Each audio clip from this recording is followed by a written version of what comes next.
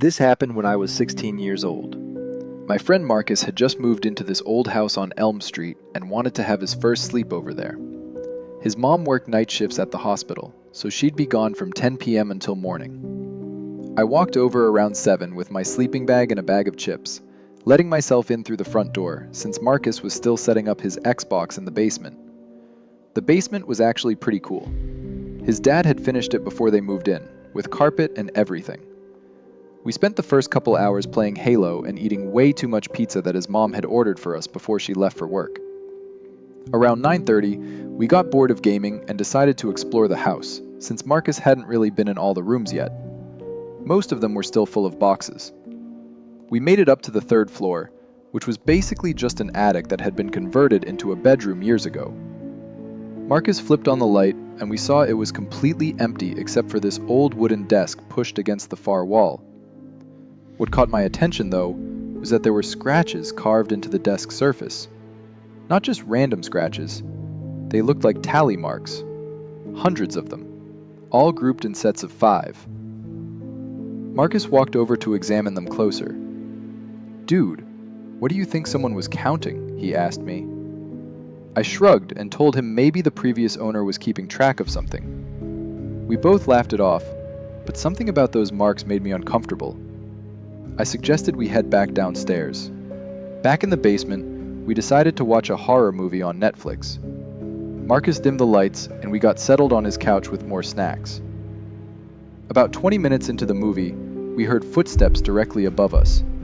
Slow, deliberate steps moving across the 1st floor. Marcus paused the movie and we both listened. The footsteps continued for maybe 30 seconds, then stopped. "Maybe your mom forgot something and came back?"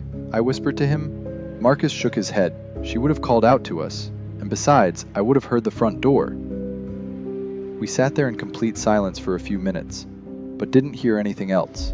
Marcus unpaused the movie and said it was probably just the house settling. Around 11:45, right as the movie was getting to the scary part, we heard the footsteps again. This time they were moving back and forth across the ceiling, like someone was pacing. Marcus grabbed the remote and muted the TV. The pacing continued for what felt like forever, then suddenly stopped right above where we were sitting. I told Marcus we should go check it out, but he said no way.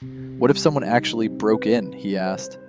I pointed out that we hadn't heard any doors open or windows break and that old houses make weird noises all the time. But honestly, I was starting to get freaked out too. The pacing had been too rhythmic, too deliberate to just be the house settling. That's when we heard the basement door at the top of our stairs creak open. Marcus and I looked at each other with pure terror. We both knew that door had been closed when we came downstairs earlier. Neither of us had been back up since then. The door stayed open for maybe 10 seconds, then slowly creaked shut again. We could hear the click as it latched. "We need to call someone," Marcus whispered, but when he reached for his phone, he realized he'd left it charging upstairs in his bedroom. Mine was dead in my backpack. The basement had a landline though, an old corded phone sitting on a small table in the corner. Marcus crept over to it as quietly as possible. When he picked up the receiver, there was no dial tone, just silence.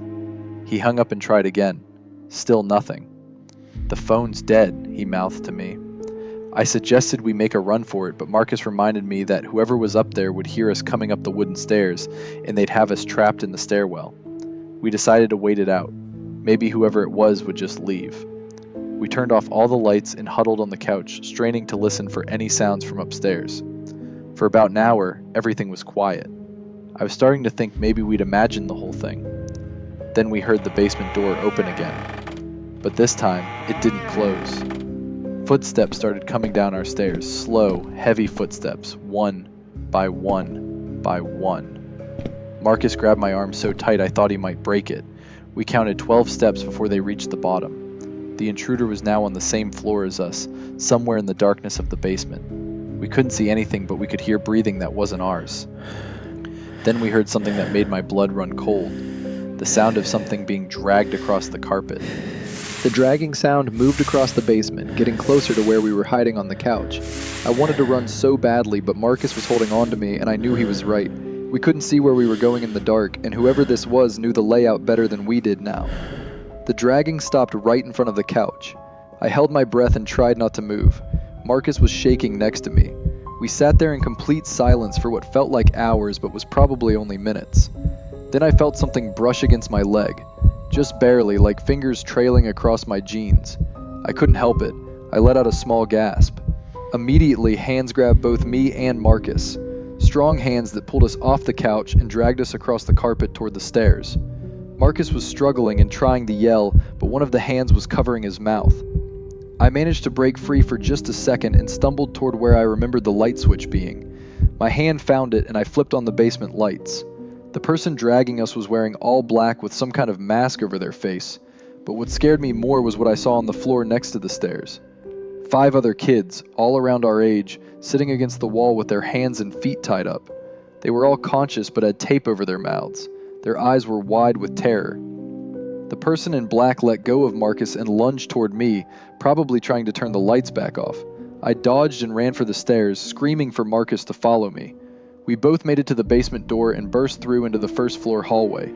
Marcus ran straight for the front door, but I stopped dead in the hallway when I saw into the living room. There were more people tied up in there too. At least 3 or 4 more kids, all bound and gagged, sitting on the floor around the coffee table. "Marcus, don't go outside," I yelled. "There might be more of them." But he was already at the front door, fumbling with the locks. That's when I noticed something that made my stomach drop. The front door had multiple deadbolts on it. New ones. They weren't there when I came in earlier. Marcus managed to get one of the locks open, but the others required keys. We were trapped. I could hear footsteps coming up from the basement behind us. We ran toward the back of the house looking for another way out. The kitchen had a sliding door that led to a back deck. Marcus pulled on it, but it wouldn't budge. There was a metal bar wedged in the track, blocking it from opening. All the windows we tried were either painted shut or had been nailed shut from the outside. The person from the basement appeared in the kitchen doorway. They walked toward us slowly, like they knew we had nowhere to go. That's when I remembered the tally marks we'd found upstairs. Hundreds of them. I realized with horror that each mark probably represented another kid who had been brought to this house. I grabbed a knife from the kitchen counter and held it out in front of me. "Stay back," I screamed. The person stopped, but didn't leave. Marcus was behind me, crying and asking what we were going to do. Then I heard something that gave me hope. Sirens in the distance, getting closer. The person in black heard them too, and immediately ran back toward the basement. I guess they had some kind of escape route down there that we didn't know about. Marcus and I stayed in the kitchen, holding the knife and listening to the sirens get closer and closer until they were right outside. We heard car doors slamming and people shouting. Then someone was pounding on the front door. "Police! Open up!" We ran to the front door and started screaming that we were trapped inside and needed help. It took them about 10 minutes to get through all the locks, but they finally got us out. There were at least 6 police cars in the street, along with 2 ambulances. It turned out that Marcus's mom had tried to call the house around midnight to check on us, and when she couldn't get through, she got worried and called the police to do a welfare check. Good thing she did. They found 8 other kids in the house, all from our area who had been reported missing over the past few months. The person who grabbed us had escaped through some kind of tunnel that connected the basement to the storm drains, but they caught him 2 days later trying to leave town. Marcus and his mom moved out immediately. The house got torn down about a year later. We're still best friends, but we've never talked much about that night. I still have nightmares sometimes about those tally marks on the desk, wondering how many kids didn't make it out before we got there. Marcus never had another sleepover after that. Can't say I blame him.